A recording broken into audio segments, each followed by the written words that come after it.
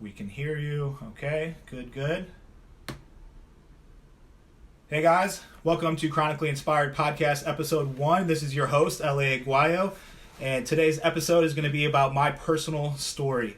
So I appreciate you guys tuning in today. I hope that you guys find some kind of value in today's episode, and I hope that you leave feeling inspired, encouraged to chase your dreams, to follow your destiny, and just kind of build a community around this podcast. I'd love to keep in touch with everybody and to just build a community where we can just all constantly lift each other up and motivate each other with our own stories.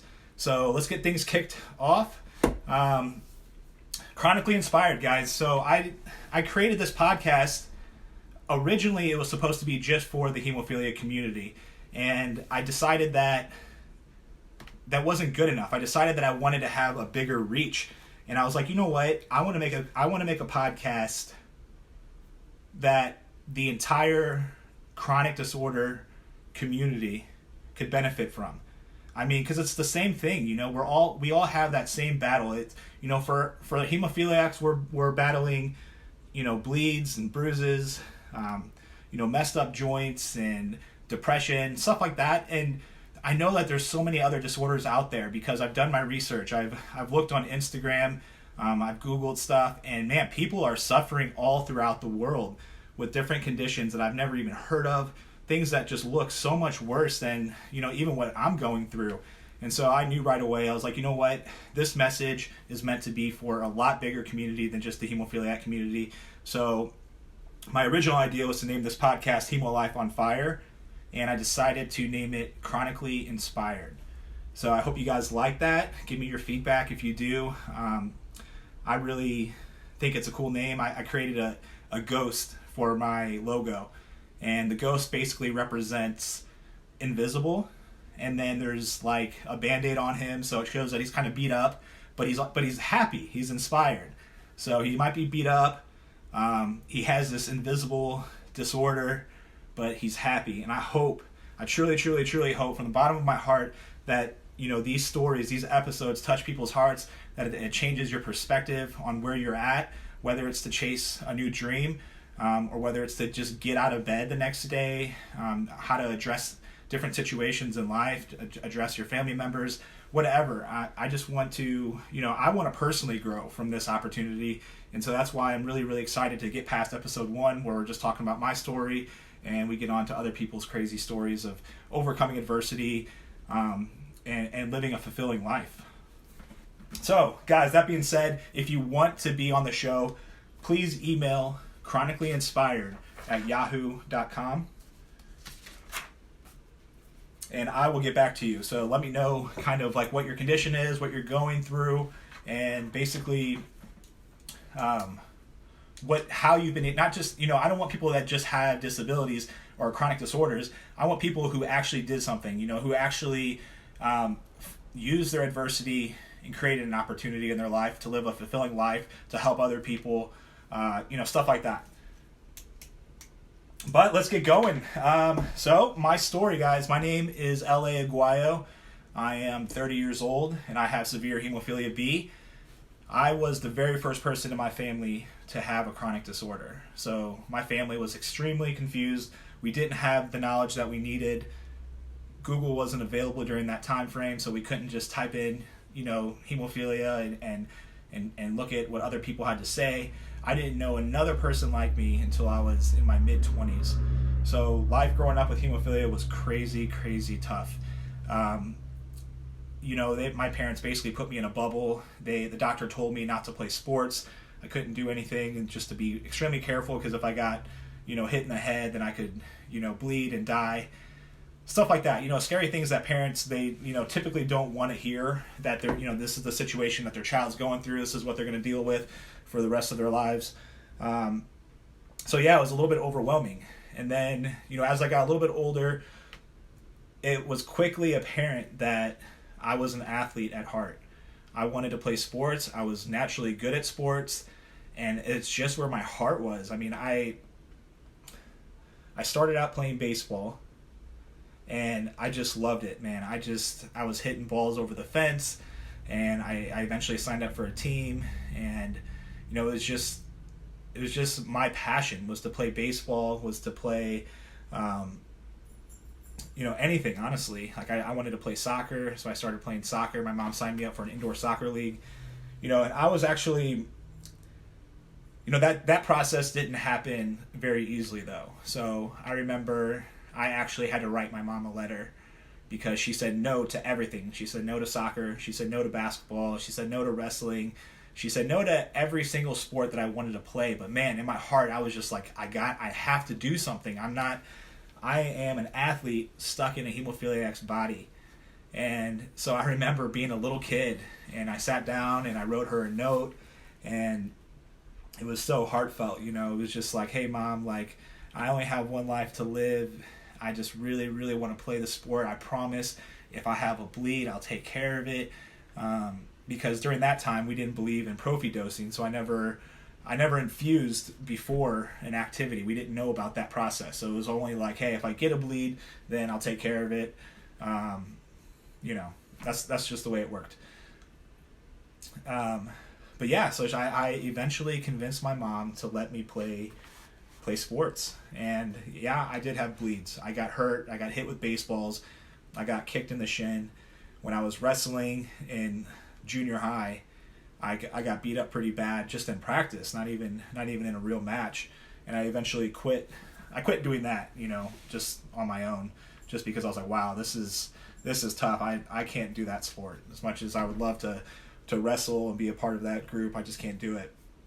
So eventually time went on, and my grandpa was a huge golfer, and not only did he play golf, he was actually really into riding four-wheelers and racing dirt bikes, stuff like that. So growing up, I did a little bit of that. My brother and I both did.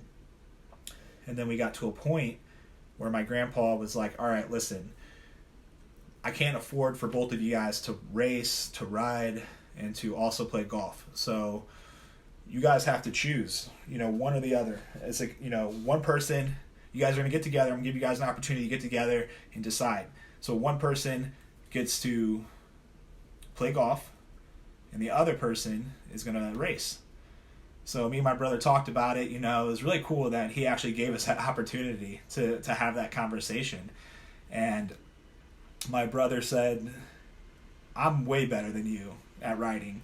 I'm way faster. And that was hard for me to handle, but I was like, you know what? You're right.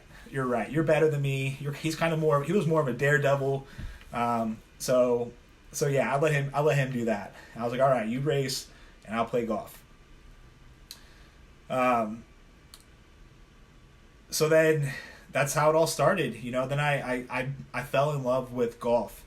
I started getting lessons 3 to 4 times a week, and my brother kept on racing whenever they would race, and that became my dream. That became my goal. From that point forward, I was going to be a professional golfer, and that was it. I didn't care about school. I didn't care about anything else. It was sports. In high school, I played sports outside with the other kids, but my main sport was going to be golf. So I played golf. I competed at a really high level. I went to high school, and I was, the number one player on my varsity team. After high school, I actually had a kid. I have 3 kids, and I had my first kid when I was 19 years old. And that was pretty much my senior year of high school. And when my son was 1 year old, I got married, and my wife at the time, Sophie, said, hey, I want to support you in your dreams to play golf, and I want you to be a professional, and I think that we should move to Arizona and give you an opportunity to go to that school that you wanted to go to and see what happens. So that's what happened. So we packed up our stuff like crazy 19-year-olds in a U-Haul. And guys, the craziest part is that we didn't even have a place to live yet. We had a U-Haul full of furniture. We had a 1-year-old or 2-year-old son. I forget how old he was at the time. And we just left. We didn't even pay our last 3 months at the apartment. We just packed our stuff in a U-Haul and left with the crazy dream that I was going to be a professional golfer. And we drove. It was the longest drive of my life. But we got there, and man, I was so scared. I had no idea what to do. I think we had like $4,000 to our name, or maybe more. We might have had more. We might have had like 6,000 or something. So we had $6,000 in the account, and we get to Arizona, and man, it was not a pretty part of Arizona at all. It was very ghetto. I remember the first hotel that we stayed the night at, there was a bar next door, and there was just so much noise going on, and I was so scared. I was 19 years old. I had a son. I'm the one who's supposed to be protecting my wife, and I had no idea what to do because I was scared, and I was like, man, like, these people next door are scaring me. Like, I don't know where to live. Like, we don't have a place to live. We have a U-Haul full of all of our stuff. Like, what am I going to do? Like, I am so in over my head. I did sign up for school though. So the schooling was already paid for or financed. We signed up for it. So I had that going for me. So school was waiting for me the next week. But guys, crazy enough, we woke up the next day. We found out where the school was located. We drove around like a 20-mile radius of the school, and we parked ourselves in Mesa, Arizona, and we found a place to live, and we got approved that day. We moved in that day. I mean, it was the craziest thing ever. Like, honestly, like I never imagined it happening that easily. But yeah, so that's kind of like my journey with golf. We've just kind of taken a leap of faith going out there, and I went through the schooling program, and then I decided to move back to St. Louis with family. So we came back here, and I got a job as an assistant professional, and that was going to be my career. I was going to be a professional golfer. I was going to teach golf, and as I got older, I was getting a lot of bleeds. So I was practicing golf a lot, obviously in Arizona, and I was getting a lot of bleeds in my elbow, my left elbow. So I don't know if you guys can see on the camera, but my left elbow, this is as far as it straightens out now, and this is pretty much the way it was getting to throughout my time in Arizona. This is my right arm. I think there's a pretty big delay on my computer. I can't really see it, but I can't tell if you guys can see it or not. Yeah, you can. So yeah, that was, that's what happened to my left elbow. And so I was gradually, my body was giving out on me, and I just, I didn't know what to do during that time frame, and I kind of just lost my passion. So after everything that we went through, investing our money and our time, I lost my passion for golf. If I couldn't play, then I didn't want to be a golfer anymore. Honestly, I didn't want to even teach. So from there, I just I quit, moved forward with my life, and I stopped playing golf for I think 2 years, and then after that 2-year hiatus, I came back, and I was like, you know what? Like, I might be hurt, but I want to play golf again. And I decided to sign up for the U.S. Amateur. I think at this time I was like no longer considered like a professional or whatever because I waited a certain period of time. I'm not sure. So, but either way, I was back into like amateur status. And I signed up for the U.S. Amateur. And I remember practicing, man. I practiced my heart out for that tournament, but I was suffering, guys. I was having a ton of bleeds. Mentally, I wasn't doing well, and I didn't really know what was going on.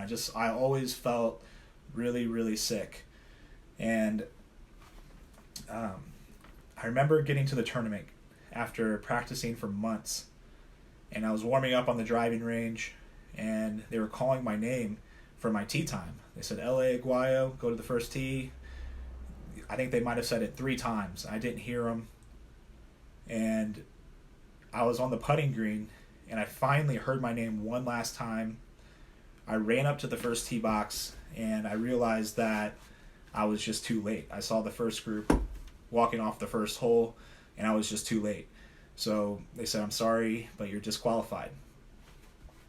I just put my head down, and I started walking back, and I just didn't know I was like, what the heck is going on? Like how could I not, in the most important tournament of my life, how could I miss that?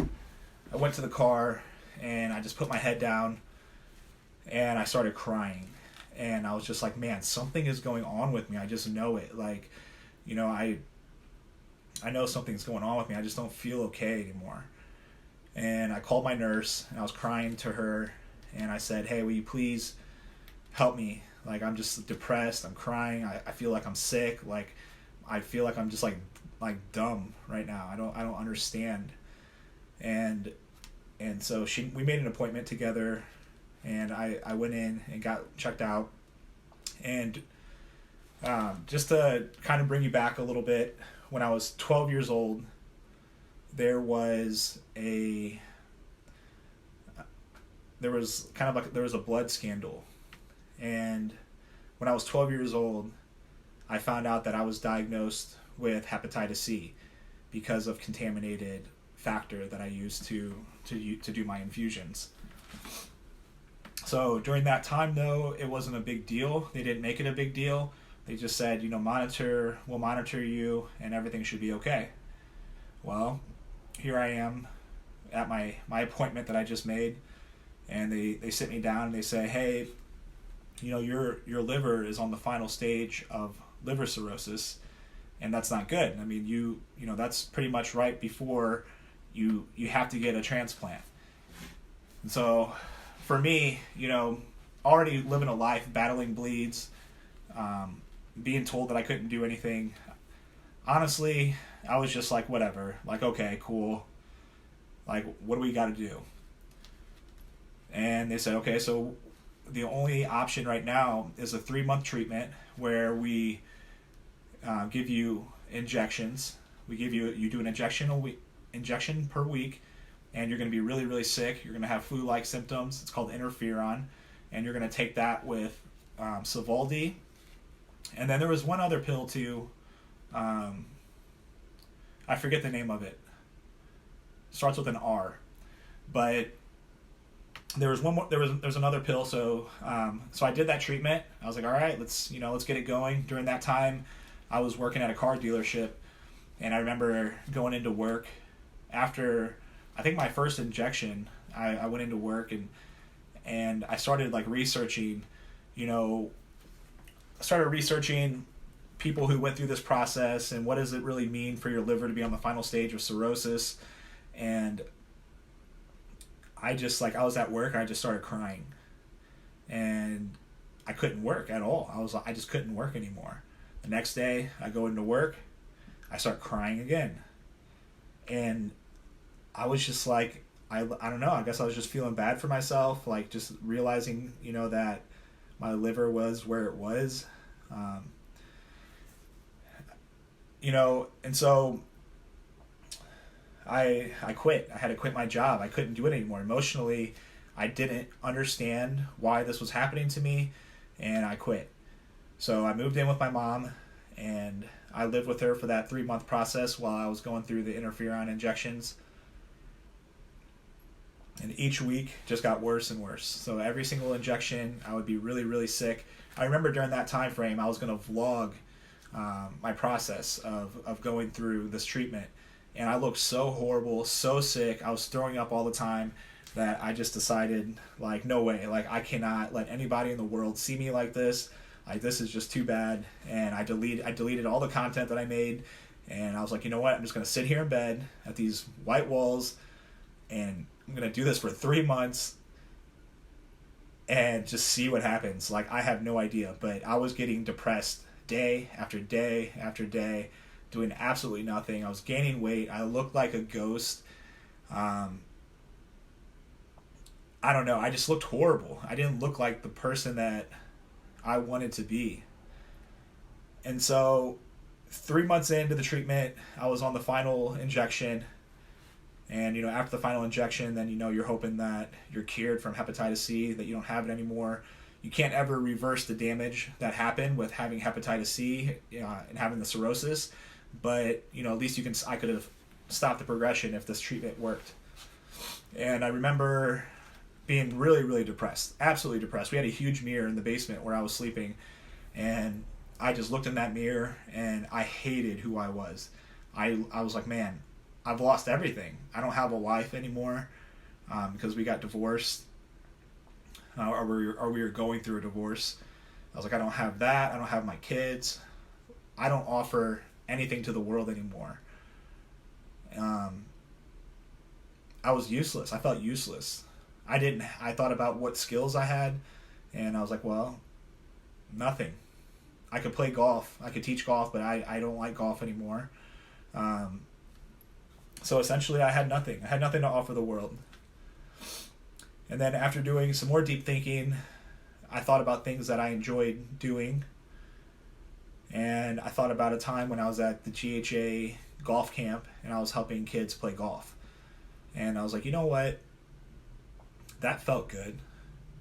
That felt good helping other people who have the same exact disorder as me, helping them to play golf and seeing them smile. And I was like, you know what? That just felt really, really genuinely good. And so that's kind of like when the light bulb went off in my head. I just knew. I was like, this is it. Like, this is what I'm supposed to do. Not teach golf to little kids with hemophilia, but I was like, I just have to change my life. I want to help people. If somehow I can take everything that I've gone through, the hepatitis C, the hundreds and hundreds of bleeds, the hours in the hospital, the hundreds of infusions, if I could take all of that, put it together, which equals my adversity, and I turn it into an opportunity to help other people, then just maybe I have a purpose in life. And I was like, yep, that's it. That's exactly it. That's what I'm going to do. And I looked at myself in the mirror and I'm like, you look like shit. You look like shit, bro. But we're going to fix that. We're going to get you together because you know what? If you're going to be a leader, you have to look like a leader. You have to talk like a leader. You have to act like a leader. And guess what? You have zero leadership abilities. You don't have what it takes right now. And so I was like, you know what? The first thing I need to do is I need to change my look. So I'm going to go to the gym and see if I can improve on that. So I go to the gym and I start working out. And I had so much fire, guys. So much crazy fire.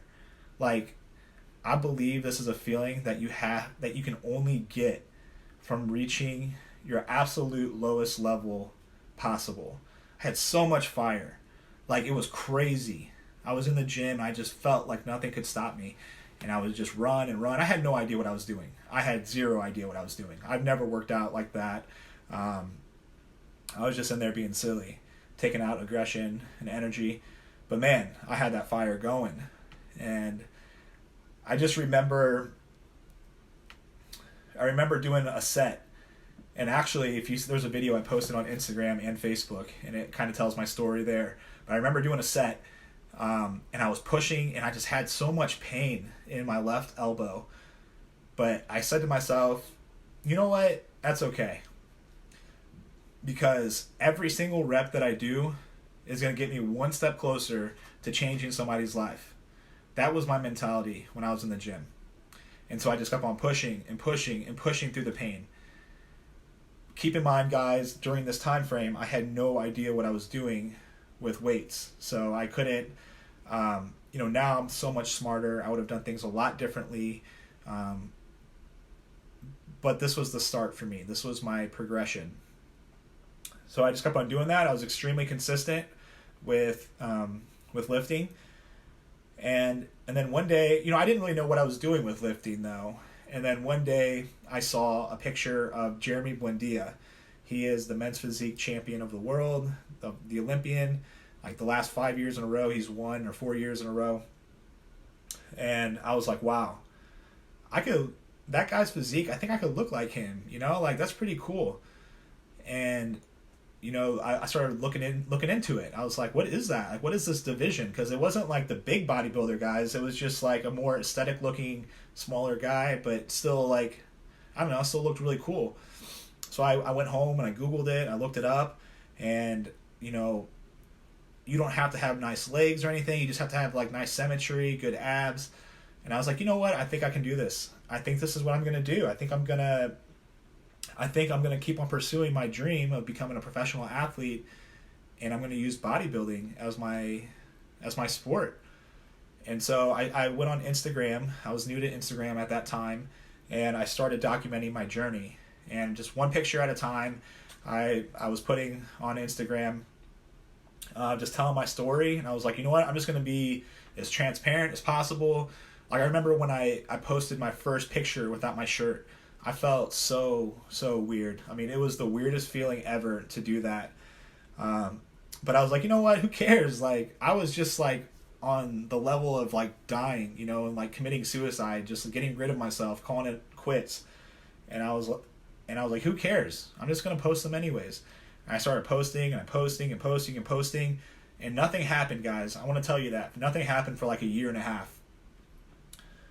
But consistency is key in everything that you do, because when that second year hit, I started getting messages. I started getting people saying, "Man, you're inspiring me. Like, dude, I've never seen anybody look like you, do what you're doing." Honestly, during that time frame, nobody talked about hemophilia like I did, because it was embarrassing. People didn't tell their friends, their family. It was something that you just kept quiet and to yourself and to your family. And I was like, no, this is bullshit. Like, you know what? I have hemophilia. It's my badge of honor. I'm throwing it out there. And this new leadership, like, ability that I have, like, I'm going to change the perception of having hemophilia. I'm going to turn it into something good. I'm going to show people that you can do something great with your adversity that you're going through. And I just kept on being consistent. And to this day, I still make the same kind of posts over and over and over again. And, you know, I'm getting better with time, and I'm not going to stop chasing my dreams, guys, to becoming a professional athlete. And I hope that you guys will follow me, keep on follow me on Instagram as I continue my journey. But yeah, guys, I started posting, and then I signed up for my first show, and then I did my second show, and then third show, and fourth show. And guess what, guys? I've had zero success so far. It's been horrible, but I'm not giving up. I feel like I have what it takes, guys. And even if I don't, this is it for me, guys. Like, this is all I have to offer now. Like, I'm using bodybuilding as my platform to get your attention, to be able to tell my story, to be able to help you. Throughout this time frame, I've been building other habits and skills. I'm not just a bodybuilder. I've been building performance habits that I use in work and that I use in life, that I use with my family. I've been building faith habits that have changed my life, you know, believing in God and using Him as my foundation. So, guys, I've evolved my life in so many different ways now since that time where I wanted to die and I wanted to end it all. And I did that because I knew that I wanted to help people. And that's the stage in my life that I'm getting to, is that I'm proving myself now. You know, I've learned all the new habits. I know what it takes now to be successful, and I'm implementing them in my life, because I want to show you guys that if you follow these steps, you can change your mind, you can change your life, you can accomplish your goals, you can accomplish your dreams. And, you know, follow me on Instagram, guys. I'm not going to give up, and I want you to do the same. I want to help you. I want to build a relationship with you. So, you know, feel free to direct message me any single time you guys want. But yeah, guys, I kept on doing that. I eventually got hired to do different talks across the nation. I think I've done 10 to 12 different talks now. I've been to Canada, California, Seattle. I've been everywhere now doing talks. So it's been amazing, man. It's been an amazing experience now that I get to share my story. It helps me, it helps other people, and it's truly given me meaning to my life when I had none. And I owe the world to the community, the hemophilia community, everyone who supported me, and I just want to give back now. I'm gonna keep on doing what I have to do, but I'm taking things up a new level, you know, and as I get older, I'm gonna keep on leveling up, and I'm gonna keep on learning more things, and I'm gonna keep on being able to help people even more. So I'm really, really excited about that. That's kind of where I am with this journey right now. I work for a specialty pharmacy. I'm not going to say what company I work for, but what I love is that I get to wake up every single morning, and I have a checklist of all the people that I work with, these guys who were just like me, these kids that are growing up just like I did, and I get to talk to them. I get to help them with their goals and their dreams. And I that's what I want to keep on building right now. That's my career. I'm thankful for my career, because without it I couldn't do anything else. I can hardly walk anymore. So this is what I have, and I'm blessed to have this position. I get to wake up every single day and figure out what my patients need, what my blood brothers need, like I'm blessed right now. I'm so blessed with everything that I have. I can't complain. So I get to wake up, help my community. I get to work out and chase my dreams, and I get to create things like this podcast. It's just been crazy. It's been so crazy, but I'm so blessed and I love it. But yeah, guys, that's it. I mean, that's pretty much my story. It's where I'm at now. I fought hepatitis C. I beat it. So I don't know if I said that yet, but I no longer have hepatitis C. I went through 3 months of hell and found my way out of it. I wanted to give up. I wanted to kill myself, and I just knew, once I talked myself into it, that there was a bigger purpose, and I want to help everyone else find their purpose now, because there's so many guys that I work with that are extremely depressed, and they're exactly where I was, and they don't believe in themselves. They don't have the right mindset, and I know that if those people give me the opportunity, that I can help them, because I've been there, I've done it, and that's what I want to do. Like, I am willing to give you my time if you're willing to take the help. And sometimes that's the hardest pill to swallow, is to ask for help. So I really hope that my story inspired you guys. Like I said, I'm going to have some guests on. We're going to hear their story, and hopefully everyone gets inspired and encouraged by how they went through adversity, overcame it, and was able to help other people. So with that being said, guys, I'm going to go ahead and end that. Give me 1 second. Oh, man.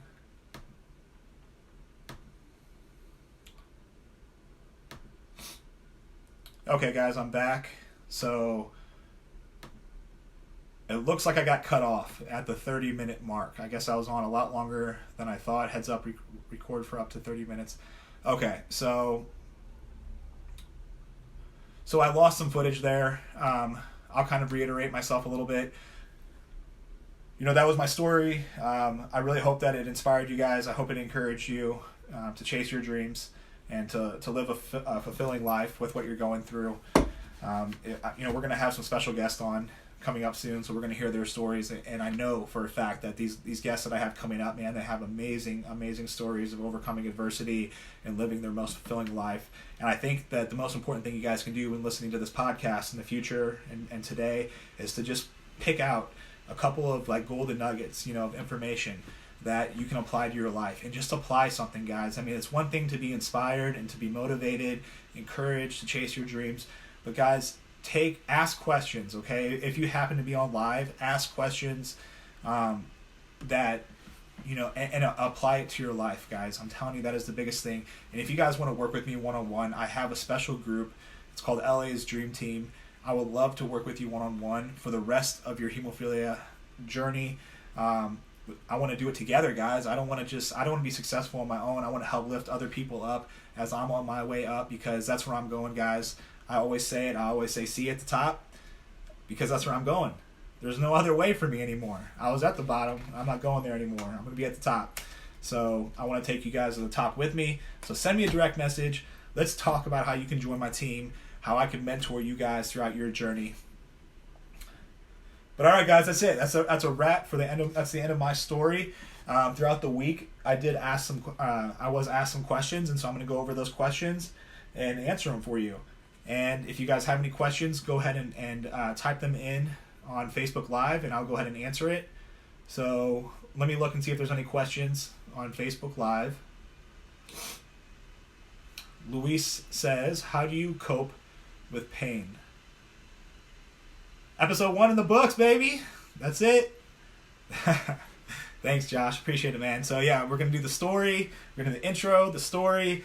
We're going to do some questions, and then we're going to end it. That's the way it's going to be, except in the future episodes, we're going to have other people joining us, and it should be a lot of fun. And This is my first episode, so it's a little shaky, I'm sure, but it's going to get better. I know it is. I'm going to get better. It's going to get better.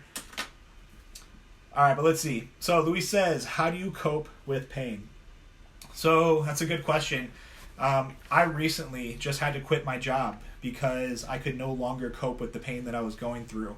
And I don't know if you guys saw on my Facebook, but I checked myself into a rehab facility because I was overdoing the pain pills. I was getting extremely, extremely depressed, and I was having suicidal thoughts again. I really wanted to provide more for my family. I told you guys I work for a specialty pharmacy, but it's not enough right now for me. I needed to make more money, and I started serving at a restaurant, and I was making decent money, but every single night when I came home, I couldn't walk, and I couldn't walk the next day. And so eventually I had to decide, man, mentally and physically, I'm going down the drain right now. Taking pain pills, I'm taking opioids, I have to quit, unfortunately. And so I quit my job. Ever since I quit my job, I've been feeling so much better. I'm not taking opioids anymore, so that was my main source of taking care of pain. Well, you know what? They gave me tramadol to help. I've been taking CBD oil, but I haven't been taking the tramadol anymore just because I don't feel like it's really helping me anymore. So, and I don't think it really ever did. So I'm not doing that. What do you take for pain, Luis? But yeah, so let's see. The next question is, have you ever battled inhibitors? So no, I have not ever battled an inhibitor. I can only imagine what life would be like as a hemophiliac, though, for people who have inhibitors. If for those of you that don't know what an inhibitor is, it just basically whenever you inject your medication, your body rejects that medication. And so, if you have a bleed going on, then you're not able to get your medication, by just injecting the normal medicine.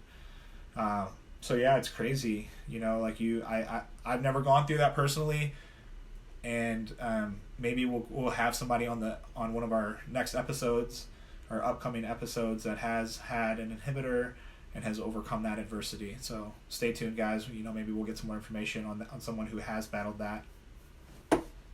So Luis followed up to me asking him how he copes with pain. He said, booze it up, sleep, and comedy.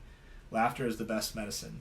I love that. And you know what? One of my favorite things to do, Luis, is to go to the movie theater, and anytime Kevin Hart comes out with a movie, I watch it, because he does. He's like a guaranteed laugh for me. I know that if I go to one of his movies, I can laugh, have a good time. I wish there was more funny things out there, I wish there was more funny movies out there. But I'm kind of have a weird sense of humor. I'm a Borat or a Bruno type sense of humor. So real stupid stuff, but that's what makes me laugh. I don't booze it up much. I don't like to drink just because of fitness reasons. So not because I don't believe in drinking. I just, for physique wise, it's not the best. But every once in a while I like to have fun and have a few drinks. You should try doing stand-up comedy. No way, man.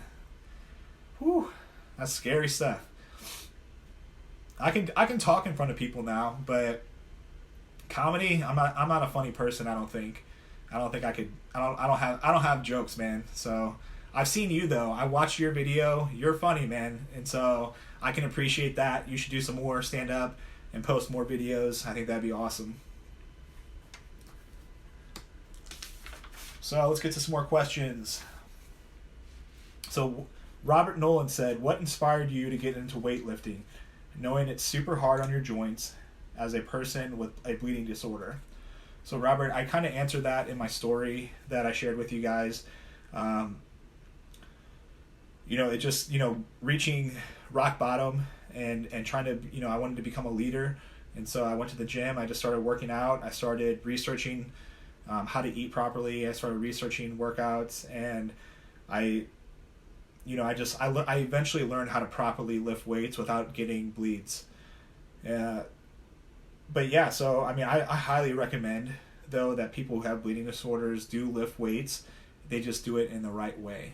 I think that was my biggest mistake, is that I went in there and I just wanted to lift really heavy, and I thought that I would get results that way, and it wasn't. And I was just pushing through the pain. So anytime I had a bleed in my left elbow, I just pushed through it, and that wasn't the right answer during that time frame. But I eventually learned how to do different exercises that wouldn't hurt me, and things have been looking up since then. But you guys inspired me, so that's what inspired me to work out, was that I wanted to be able to help other people in my community to live a better life, mentally and physically and spiritually, and all those ways. So if I was gonna help people, I had to lead by example. So Jello says, is it possible to lift without factor? So that question is pretty tough. I think that the answer to that, though, is no. I don't think you can. I think that you're going to have a bleed. I definitely think that if you don't have factor, that you'll eventually get a bleed. And, it's going to take some time. It takes time to learn how to lift properly. It takes time to build muscle. And I think that a few bleeds here and there are going to happen throughout the process. So I guess my answer is no to that. I think that you need to have factor before you lift. Otherwise, you're putting yourself at risk. Okay. Nazer. I can't say your last name, but he says, how do you handle such a strenuous exercise program, and how do you manage your infusions? So, first and most importantly, everything is a progression. So, people shouldn't try to what was the word I'm looking for? Emulate. People shouldn't try to emulate me, my regimen, my program, because it was a progression. I didn't start there, and that's just at the level where I'm at now. And it's very strenuous. It's 6 to 7 days a week, and I infuse 3 times a week right now. And I just do it, I do it in the mornings when I wake up, and doing it 3 times a week, it helps me, for the most part, have a bleed-free week, but I still will get bleeds throughout that month. I would say I get about 3 bleeds a month right now.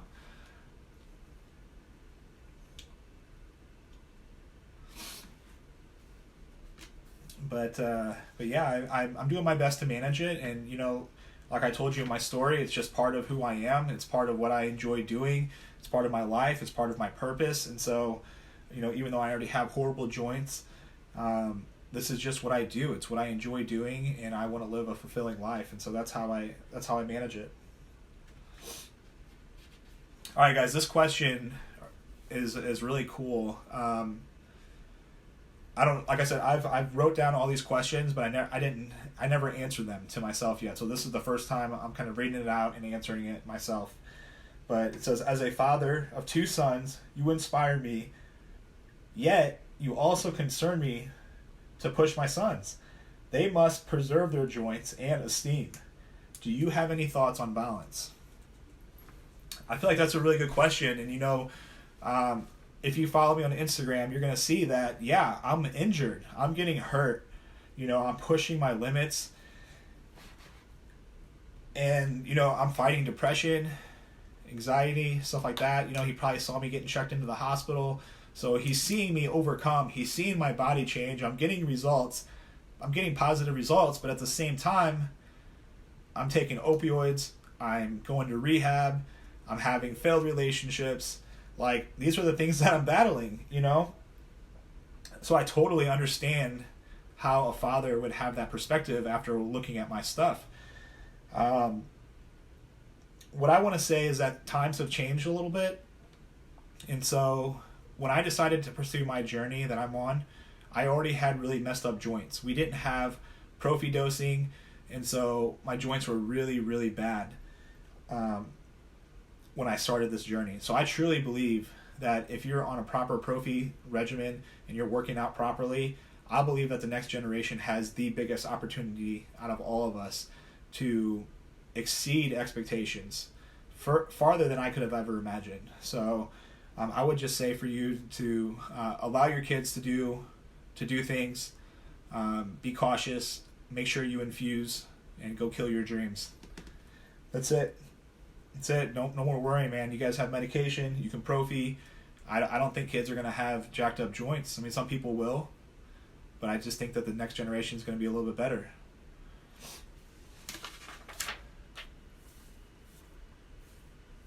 All right.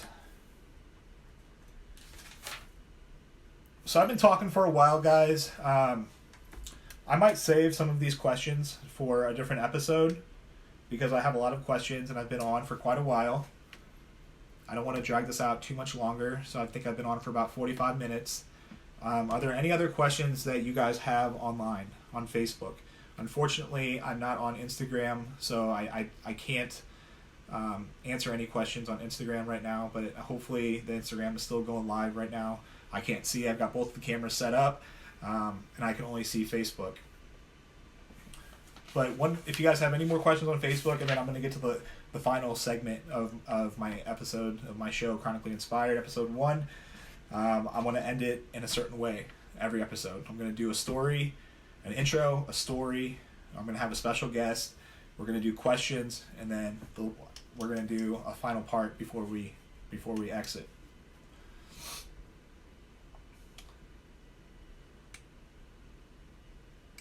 So Luis, when and how was I diagnosed? I was diagnosed when I was about 8 months old or so. I just had a lot of bruising all over my body, and they got me tested because of that, and that's how they found out that I had hemophilia.